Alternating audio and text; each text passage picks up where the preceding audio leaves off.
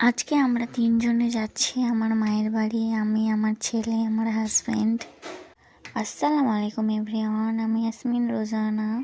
তো আমরা সবাই মিলে চলে যাচ্ছি মায়ের বাড়ি। মা কালকে সন্ধ্যায় হঠাৎ করে ফোন করে বলল যে তোরা কালকে আসতে পারবি। সেই জন্য আমরা তিনজনে বেরিয়ে পড়লাম যাওয়ার জন্যে। আমার পুচকুকে দেখো, ক্যামেরা ধরেছি বলে স্মাইল দিচ্ছিল।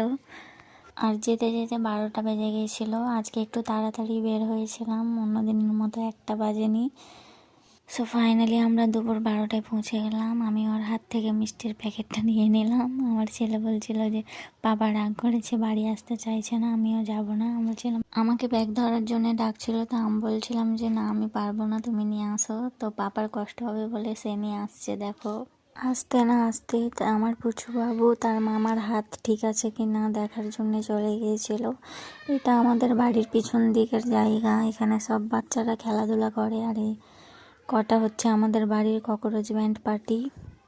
মা খাবার জন্য ডাকছিল, সেই জন্য আমি চলে গেছিলাম খেতে। খাওয়া দাওয়া কমপ্লিট করার পরে তো আমি ওপরে একটু ভিডিও করে নিচ্ছিলাম।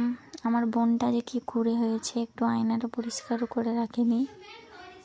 তারপরে এই তো দুপুরের খাওয়া দাওয়াতে ছিল বিরিয়ানি। আমি আমার ছেলেকে খাইয়ে দিচ্ছিলাম।